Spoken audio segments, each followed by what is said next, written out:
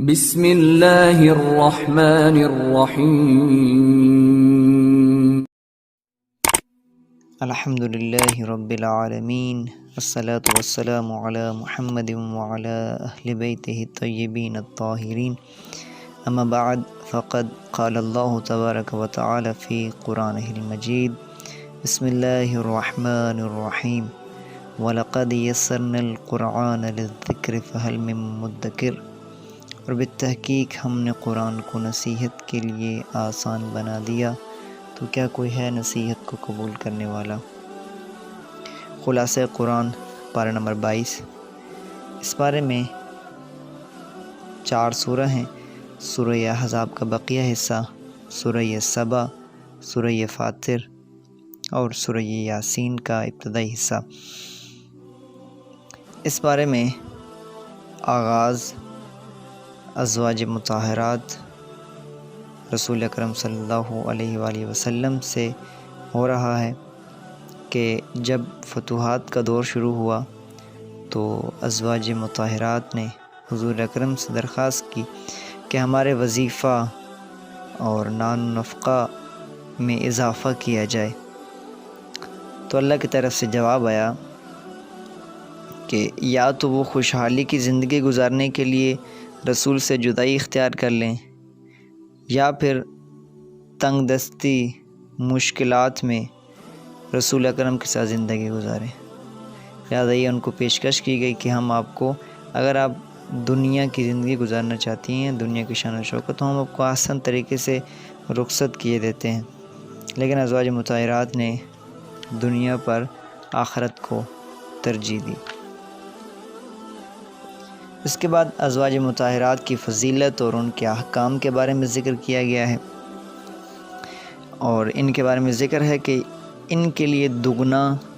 سزا ہوگی اور ان کے لیے دگنا جزا ہوگی، یعنی جو بھی یہ نیک عمل کریں گی تو اس پر ان کے لیے ثواب دگنا ہوگا، اور اگر کوئی برا عمل انجام دیتی ہیں تو دگنا اس کی سزا پائیں گی۔ پھر ان کو چند احکامات بیان کیے گئے کہ مردوں کے ساتھ بات کرتے ہوئے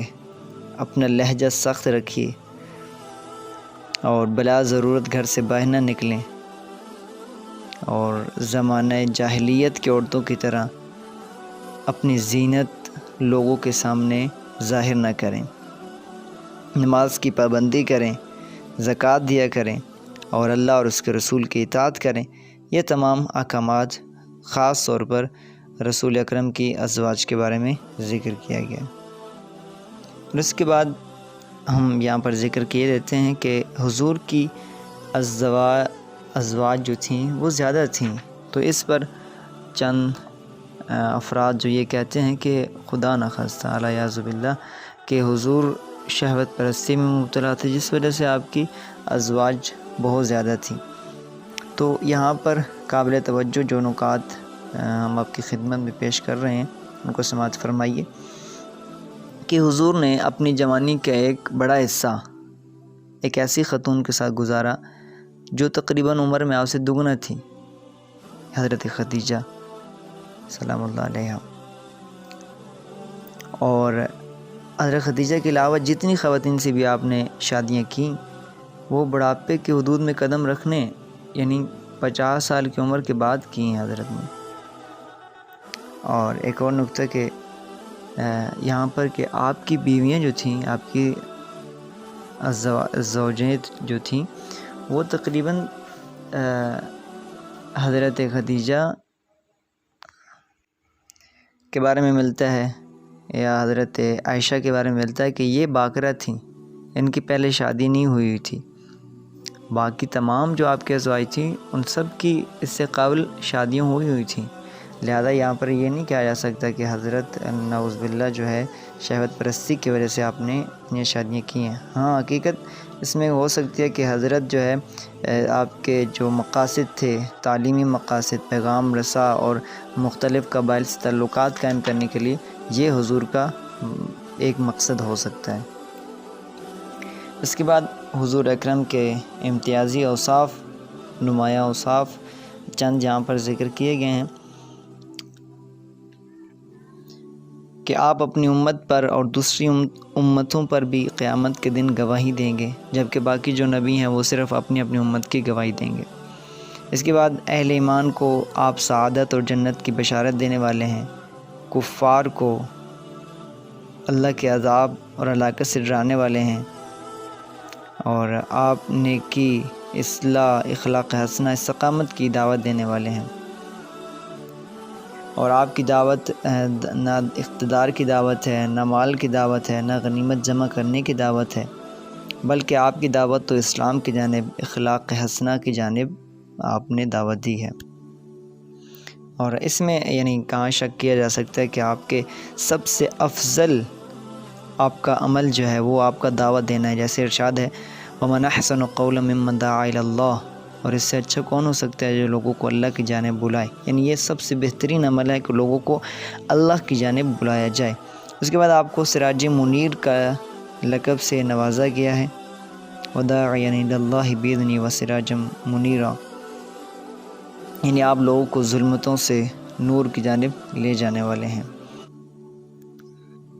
اس کے بعد 3 احکام یہاں پر ذکر کیے گئے ہیں، 3 آداب۔ پہلے یہ کہ کسی کے گھر میں اجازت کے بغیر داخل نہ ہوا کرو۔ دوسرا یہ کہ اگر کھانے کی دعوت میں تمہیں بلایا گیا ہو تو کھانے سے فارغ ہو کر اٹھ جایا کرو، یعنی باتوں میں مشغول نہ ہو جایا کرو۔ اور تیسری یہ کہ غیر محرم خواتین سے کوئی چیز مانگنے کی ضرورت پیش آئے تو بس سے پردہ مانگا کرو، یعنی پردے کے پیچھے رہ کر مانگا کرو۔ اس کے بعد یہاں پر خصوصاً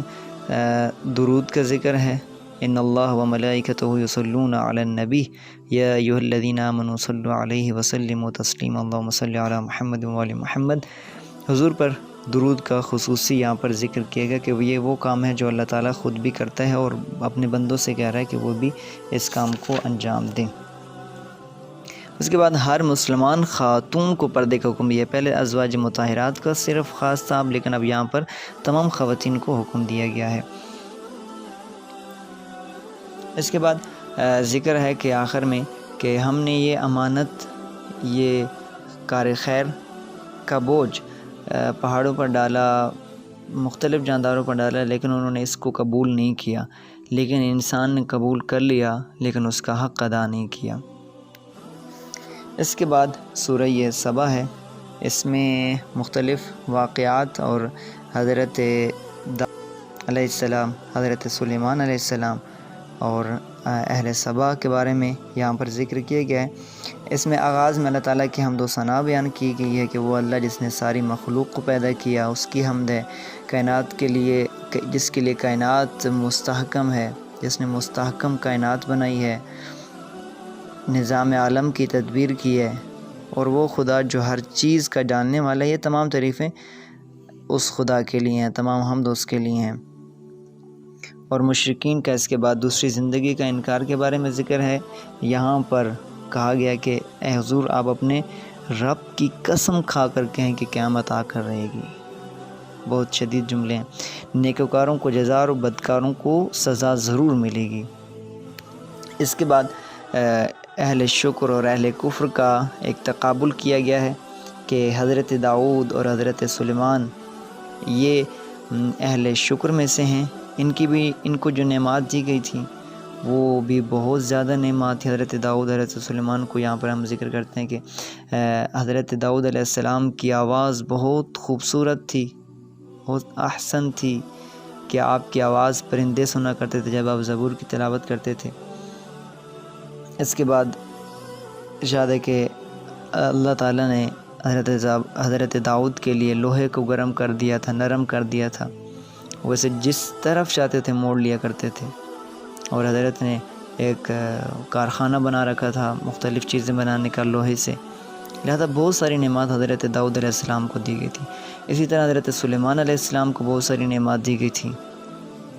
کہ اللہ نے انہیں پرندوں کی بولی سکھائی تھی، ان کے لیے تانبا بہتے ہوئے چشمے کی شکل اختیار کر جاتا تھا، جنات آپ کے تابع تھے، ہوا آپ کے لیے مسخر تھی۔ اس طرح جیسے آج کل چیزیں اڑائی جاتی ہیں، ہوائی جہاز وغیرہ، اسی طرح آپ کا تخت اڑا کرتا تھا۔ اور لہذا یہاں پر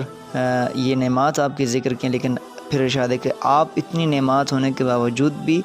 اہل شکر میں سے تھے، کبھی آپ نے ناز و نعام نہیں کیے تھے ان پر، اپنی نعمات پر جو آپ کو دی گئی تھی، لہذا پھر آپ شکر گزاروں میں سے تھے۔ لیکن ایک طرف اہل سبا تھے، اب اہل سبا پر بھی رزق کی فراوانی تھی، صحت و افزا آب و ہوا تھی، زرخیز زمین تھی، پھل اور باغات جیسی نعمتیں تھی، اور یہ دور دور تک ان کے باغات پھیلے ہوئے تھے، اور نہ بھوک کسی کو تھی، نہ کوئی پریشان ہوتا تھا، اور پانی ذخیرہ کرنے کے لیے ان کے پاس ایک بہت بڑا ڈیم تھا۔ لیکن یہ لوگ ناشکر تھے، یہ کفر کرنے والوں میں سے تھے، لہذا یا ان پر بھی اللہ کا عذاب آیا، بند ٹوٹ کر عذاب کی شکل اختیار کر گیا، اور ان کی تمام فصلیں، تمام باغات، تمام جو بھی ان کا سرمایہ تھا تمام ڈوب گیا۔ یہاں پر آگے چل کر کفر کی بنیادی وجہ بیان کی گئی ہے کہ کفار و مشرکین کی سرکشی، اور کفر کی بنیادی وجہ کیا ہوتی تھی کہ ثروت و غنا، یعنی مال کا زیادہ ہونا، مال میں یہ لوگ غنی ہوتے ہیں اس وجہ سے کہ وہ یہ سمجھتے ہیں کہ ہم پر جیسے دنیا میں ہم اہل ثروت ہیں، آخرت میں بھی ہم ہی اہل ثروت ہوں گے اور ہمارے پاس ہی شان و شوکت ہوگی۔ تو کہتے ہیں کہ خدا کہتا ہے کہ ہم اموال اور اولاد کے اعتبار سے تم سے زیادہ ہیں۔ یہ اب ان کے الفاظ ہیں، قرآن میں ہیں، یہ ان کے الفاظ ہیں جو وہ کہتے ہیں کہ ہم اموال و اولاد میں تم سے زیادہ ہیں اور ہمیں عذاب نہیں دیا جائے گا، یعنی قیامت میں بھی ہم سرخرو رہیں گے اور ایک اچھے مقام پر ہوں گے۔ قرآن کا جواب ہے اب کہ میرا رب جس کے لیے چاہے روزی کو شادہ کر دیتا ہے اور تنگ بھی کر دیتا ہے، یہ بھی اللہ کے اختیار میں، یہ نہ سمجھو کہ یہ بھی تمہارے اختیار میں ہے، لیکن اکثر لوگ نہیں جانتے۔ اس کے بعد سورہ فاطر ہم یہاں پر ذکر کرتے ہیں۔ لفظ فاطر پہلی آیت میں ہے، جس کے معنی ہے پیدا کرنے والے، فاطر السماوات والارض، آسمان اور زمینوں کو پیدا کرنے والا۔ پس اللہ پاک کی اس صفت کی وجہ سے اس سورہ کا نام سورہ فاطر رکھا گیا ہے۔ اس سورہ میں توحید کے بارے میں دعوت دی گئی ہے، اللہ تعالیٰ کے وجود پر دلائل ذکر ہیں، شرک کی بنیادوں کا انہدام کیا گیا یہاں پر، اور دین حق پر قائم رہنے کی تاکید کی گئی ہے۔ اس کے بعد سورہ کی ابتدا میں ارشاد ہے کہ وہ خدا جس نے انسانوں کو بنایا، فرشتوں کو بنایا، جنات کو بنایا، یہ تمام مخلوقات کا خالق وہی ایک اللہ ہی ہے۔ اور اس کے بعد مرنے کے بعد زندگی پر چند دلائل ذکر کیے گئے ہیں کہ وہ اللہ جو بارش سے مردہ زمین کو زندہ کر دیتا ہے، شب و روز کو یکے بعد دیگرے لے آتا ہے، یعنی دن سے رات، رات کو دن، انسان کو تخلیق کے مختلف مراحل سے گزارتا ہے، وہ مردہ انسان کو بھی دوبارہ زندہ کر سکتا ہے، یعنی جو سب کو یہ کر سکتا ہے تو وہ زندہ بھی کر لے گا۔ اس کے بعد ایمان اور کفر کے درمیان فرق، کہ جیسے دیکھنے والا اور نہ دیکھنے والا برابر ہو سکتے ہیں، استفہامی انداز ہے، زندہ اور مردہ برابر ہو سکتے ہیں، ظلمت اور نور برابر ہو سکتے ہیں، جیسے دھوپ اور چھاؤں برابر ہو سکتے ہیں، ہرگز نہیں۔ اسی طرح اہل کفر اہل ایمان کی طرح نہیں ہو سکتے، نہ برابر ہو سکتے۔ اس کے بعد قدرت کی نشانیوں کا ذکر ہے، اور اس کے بعد ذکر ہے کہ خشیت اور خوف رکھنے والا کون ہو سکتا ہے، کہ وہ جو علم رکھتے ہیں، وہ خشیت رکھتے ہیں، خوف کرتے ہیں، گہرائی میں جا کر سوچتے ہیں، جو وہ خوف کرتے ہیں، اور جو حقائق پر پڑے ہوئے پردے اٹھا سکتے ہیں وہ خوف کرتے ہیں۔ اور اسی طرح یہاں پر ذکر ہے کہ حضرت محمد سب سے زیادہ خشیت خدا رکھنے والے میں سے ہیں۔ اس کے بعد امت محمدی کی فضیلت بیان کی گئی ہے کہ اور آخر پر اللہ تعالیٰ کے حلم و بردباری کے بارے میں ذکر ہے۔ یہیں پہ اختتام کرتے ہیں۔ وآخر دعوانا ان الحمد